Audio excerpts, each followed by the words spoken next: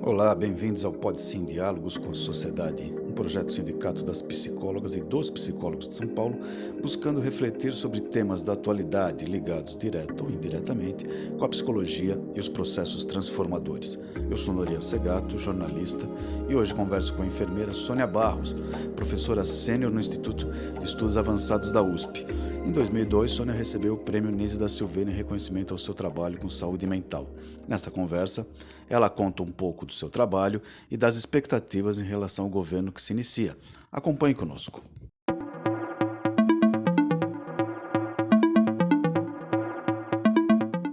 Estou aqui conversando com a professora, a doutora Sônia Barros, doutora em enfermagem. Se eu ficar falando o currículo todo da senhora, eu vou ficar aqui 2 horas só falando. Então, só a senhora é uma das referências nessa área de saúde mental do Brasil, é membro da diretoria do capítulo brasileiro da Associação Mundial de Reabilitação Psicossocial. A senhora tem esse trabalho consistente com a saúde mental e esses efeitos psicossociais do racismo. Como se dá esse processo de segregação, principalmente entre crianças e adolescentes?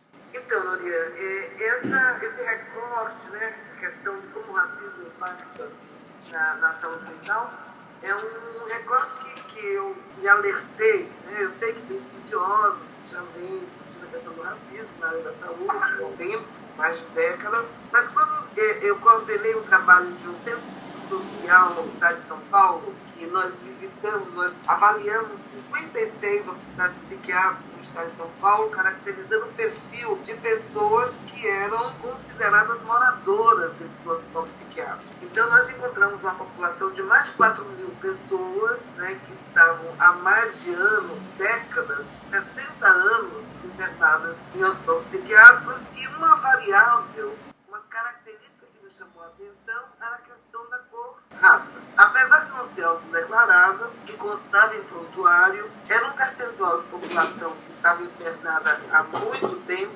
que proporcionalmente era maior do que a cor, raça cor preta, parda, na população geral do estado de São Paulo. Isso nos alertou que deveria ter alguma questão aí relacionada com o atendimento dessas pessoas. Nós fomos buscar caracterizar este pedaço da população, de população parda e preta que estavam internadas há mais de ano em hospital psiquiátrico, e nós podemos ver, então, que essa população se caracterizava como aquela mais tempo internada, a que tinha menor vínculo, a que saía pouco do hospital, a que estava internada sem diagnóstico psiquiátrico, cujas razões de manutenção dessa internação passava e era descrita como de problemas sociais. Então, nós vimos que esse recorte da população, ela já sofria uma discriminação das articulações sociais, das possibilidades familiares,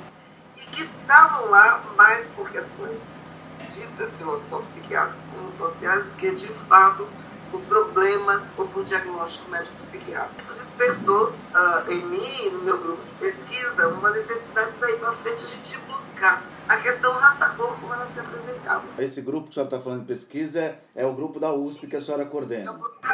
Era um grupo que originalmente ainda existe, que é um grupo de enfermagem política de saúde mental. Eu aposentei, mas continuo credenciada como professor do programa de doutorado da Escola de Enfermagem e mantenho um grupo de pesquisa lá. E esse grupo, então, elaborou e desenvolveu uma outra pesquisa que dizia respeito a caracterizar as crianças e adolescentes internados, atendidos em um CAPS infantil, né? CAPS infantil adolescente, numa região do município de São Paulo, e nós buscamos então caracterizar quem eram essas crianças pretas e pardas que estavam lá sendo atendidas. Buscamos ver se a equipe que atendia essas crianças tinha alguns projetos específicos de atendimento a essas crianças, considerando o perfil, a característica raça-cor, né? Buscamos ver quem eram as mulheres, mães, cuidadoras dessas crianças, como era o percurso dela na rede, na RAPS, né? Na rede de atenção psicossocial. E foi muito interessante, porque esse serviço especial, ele naquela ocasião, isso há 5 anos ou mais, já tinha algumas ações, né, dentro da comunidade. E tinha, aliás, nós fomos esse serviço porque o serviço nos buscou, enquanto grupo de pesquisa, dizendo, olha, nós coletamos esse indicador, mas e aí, o que nós fazemos? Foi quase que uma parceria, um atender a uma necessidade que a equipe que cuidava dessas crianças queria, de uma forma mais planejada, pensar o que fazer com esse indicador. E aí nós fomos lá, fomos buscar então essa característica, ver o que acontecia com essas crianças.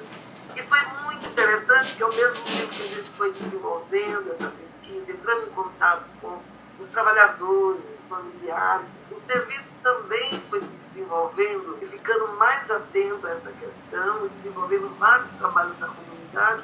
Hoje é uma potência em termos de trabalho comunitário, de organização de serviços, em termos de enfrentamento de racismo.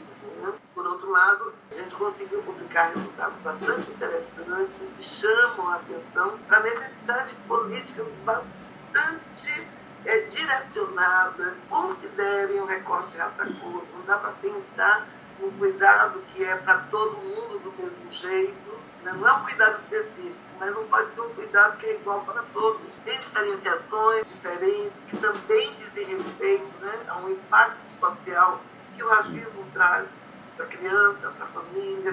Essas mulheres sofrem o impacto de ter um filho com problema de saúde mental e de ser preta parda. E a condição de ser negro e pobre piora o estado de saúde mental. Sim, porque tem um impacto, né? E uma coisa se relaciona com outra. A condição preta e parda, a gente tem visto em todos os indicadores, todas as análises que são feitas, que essa condição de cor dificulta, inclusive, acesso a melhores condições de vida, a trabalho, a emprego, a escolaridade. Então, repercute que a condição de pobreza piora. E, logicamente, são determinantes sociais para o sofrimento mental. Esses estudos, e a gente vai avançando. Atualmente eu estou como professora sênior do Instituto de Estudos Avançados e a gente tem trabalhado com essas questões, estamos com um novo projeto, elaborando um novo projeto agora lá pelo Instituto, que também considera a questão da interseccionalidade e os direitos. Né?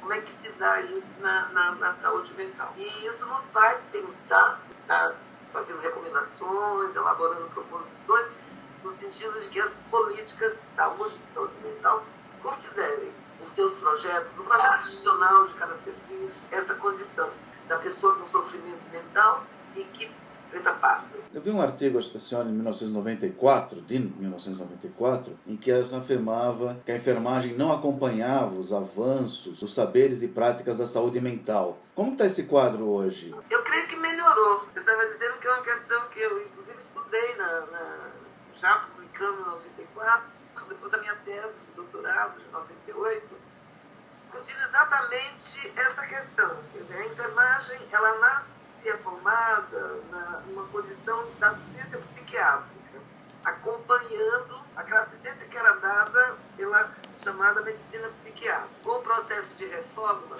eu creio que sim, que a enfermagem tem muita dificuldade de mudar o seu objeto e tem muito a ver com formação, Lorena. E as possibilidades que elas têm também de exercer essa prática.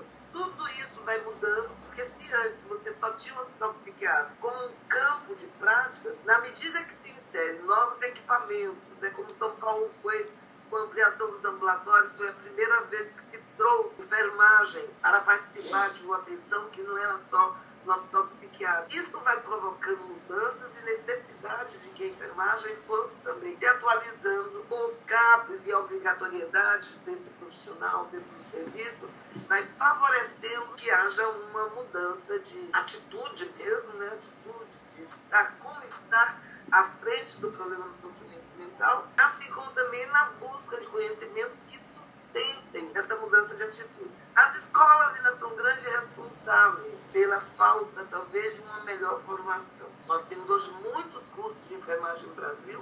Não existe uma padronização de currículo mínimo com conhecimento de saúde mental que minimamente tem que ser transmitido, então se tem uma variação muito grande de conteúdos e práticas, às vezes muito mínima, às vezes é uma visita num serviço, isso é considerado como uma prática de enfermagem e saúde mental, e claro que isso dificulta quando esse profissional chega num campo para exercer uma prática que tem que ser uma prática renovada, uma prática transformada.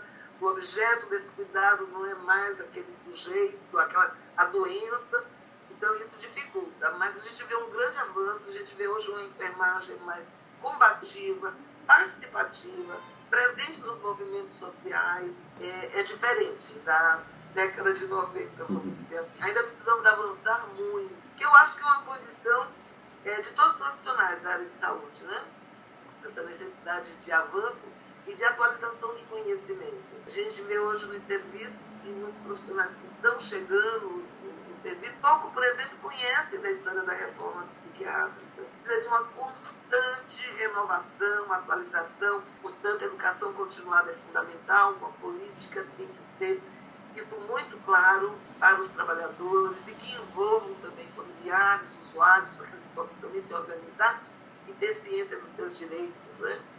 Então, essa questão da educação continuada e esse processo de conhecimento é fundamental para enfermeiros, enfermagem e para todos os profissionais de saúde também. E a gente está ainda num processo de pandemia mais leve, mas que teve um pico em 2020, 2021, que afetou muito os profissionais de saúde, mas principalmente também a população. Como é que entra a enfermagem nesse caso e quais foram os impactos disso na saúde mental da população? Particularmente não fiz nenhuma pesquisa, mas tem pesquisa, inclusive da própria enfermagem. Primeiro que temos trabalhadores de saúde, o grupo de enfermagem talvez tenha sido mais atingido pela pandemia, não só no sentido literal mesmo, de óbito, número de mortes alto, né, impactando enfermeiros e enfermeiras, técnicos e técnicas de enfermagem.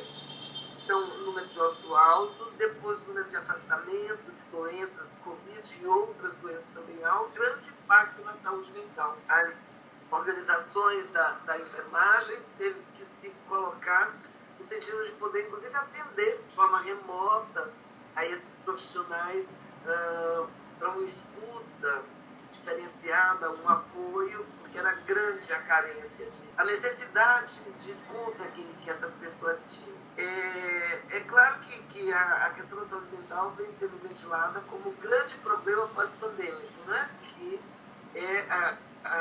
as pessoas foram afetadas de várias formas. Pela proximidade com a situação com os trabalhadores de saúde, pelas famílias enlutadas, crianças que ficaram sem pais, avós, enfim, uma situação de luto grande.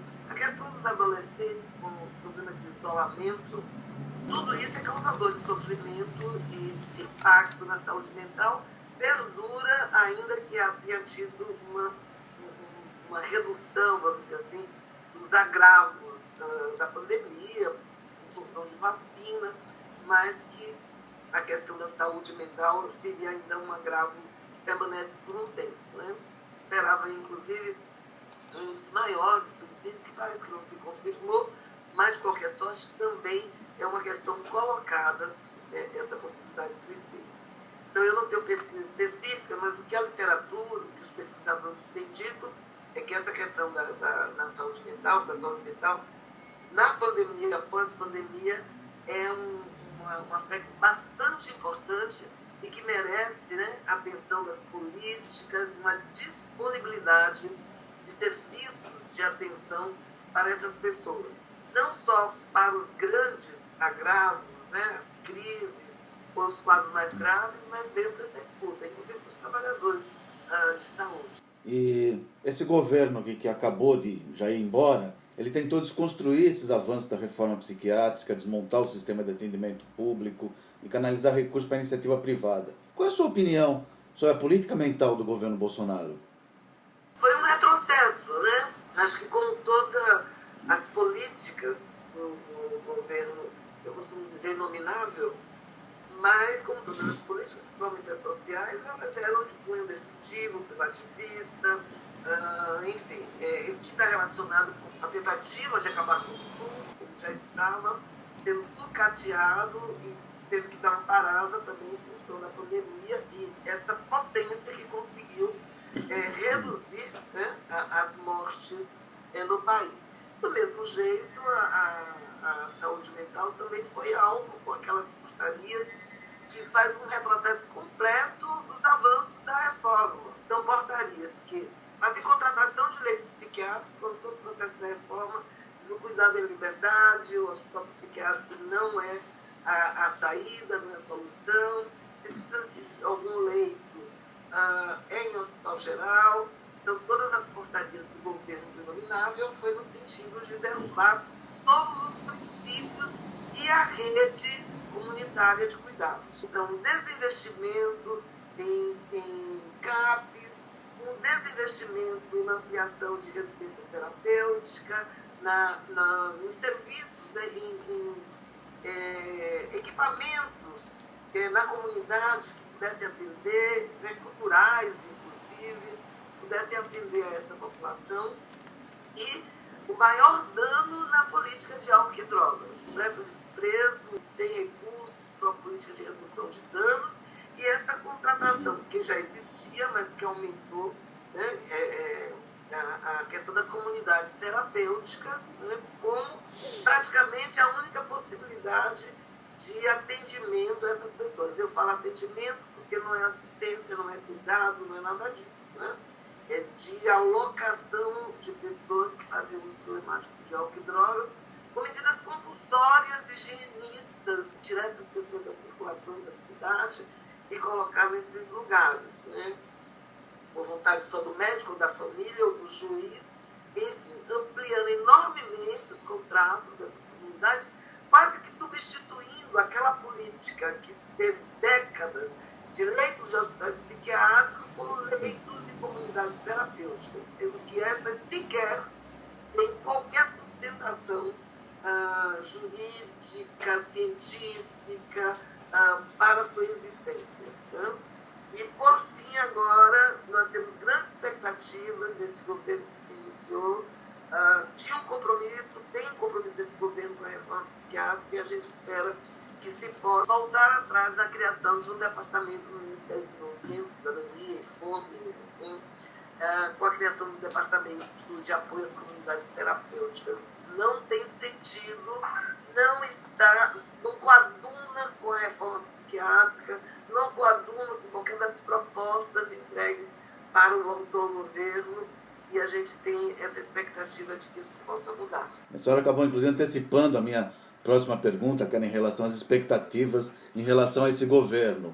A senhora recebeu algum convite para trabalhar com esse governo já? E se receber, não recebi. E se receber, qual seria a resposta? Aceitaria?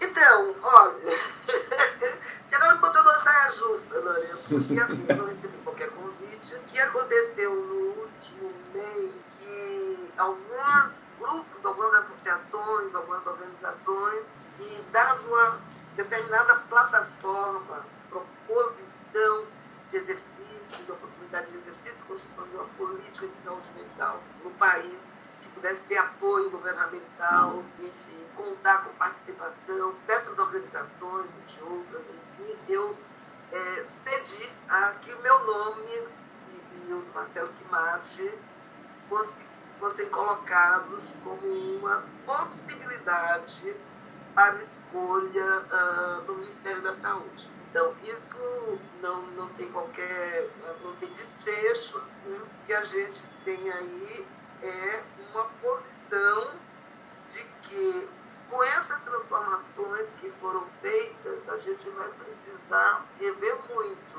né? Porque não só essa criação desse departamento de apoio às comunidades terapêuticas, mas na própria departamento de saúde mental e outras drogas, que foi criado, que foi um grande triunfo da área de saúde mental, a criação desse departamento no Ministério da Saúde, Departamento de Saúde Mental e outras drogas, né, porque isso cria possibilidade para avançar com a política de saúde mental e outras drogas. Foi publicada, dia 24, uma portaria que denomina o departamento como Departamento de Saúde Mental. E a estrutura colocada de coordenações, assessorias e tal, não tem álcool e drogas. Isso nos causa e nos cria um certo impasse, porque a gente compreende que a política de saúde mental é uma política de saúde mental e álcool e outras drogas. As pessoas que fazem uso problemático de álcool e outras drogas têm um problema de saúde, claro que tem outros elementos, tem os determinantes sociais e tal, mas tem presentemente um problema de saúde, e um problema de saúde que tem que ser cuidado pela saúde, pelo Ministério da Saúde e por uma área que seja a área de saúde mental. Então, isso vai criando um impasse e acho que a nossa fala agora é essa, né? É a defesa desse modelo, né? Desse modelo de uma política de saúde mental e álcool e outras drogas, né? Não só como estrutura, mas também como governabilidade sobre essa área. Então, esse é o nosso discurso, essa é a nossa defesa, essa é a nossa possibilidade. Não compactuamos com o afastamento da área de álcool e outras drogas da área da saúde mental.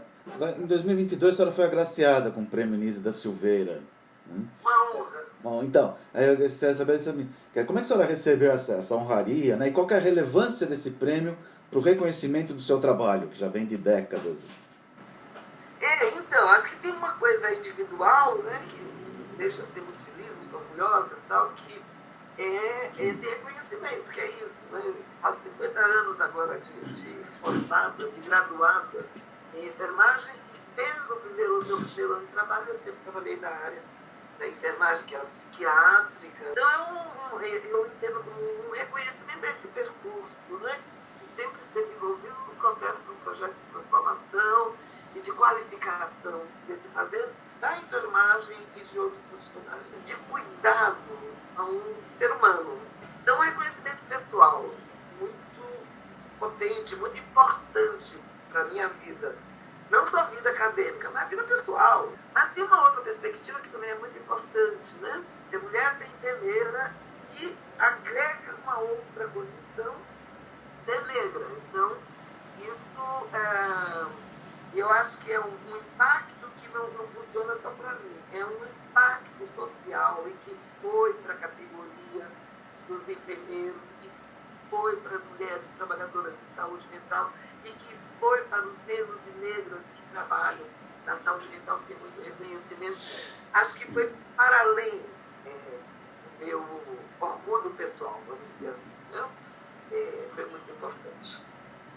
E muito merecido, posso dizer também, né? Quer dizer, a comunidade da psicologia e outros setores da saúde receberam com muita satisfação sua indicação e esse seu prêmio pelo reconhecimento de tudo. No ano passado eu assisti uma palestra da senhora, né? E me chamou a atenção como cada palavra sua vinha carregada de afeto e de cuidado. De onde vem essa força da Sônia Barros, essa generosidade diante de tantas desgraças desse mundo? Você me emociona. Não sei te dizer. Não sei.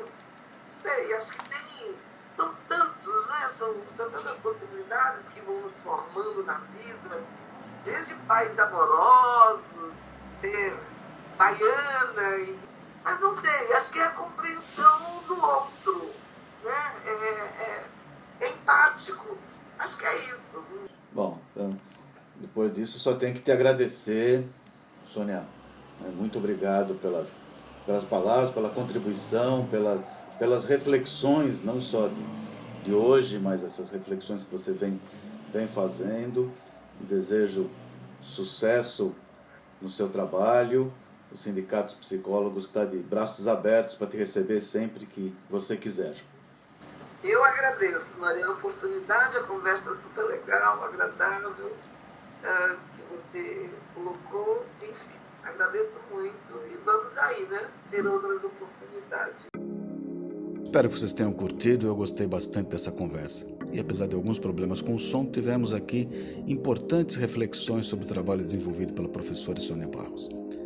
Esse é o terceiro programa do projeto Diálogos da Psicologia com a Sociedade, em comemoração aos 50 anos do sindicato. Nos acompanhe pelas redes sociais, deixe seu comentário sobre essa conversa e fique à vontade para sugerir nomes e temas para os nossos próximos encontros.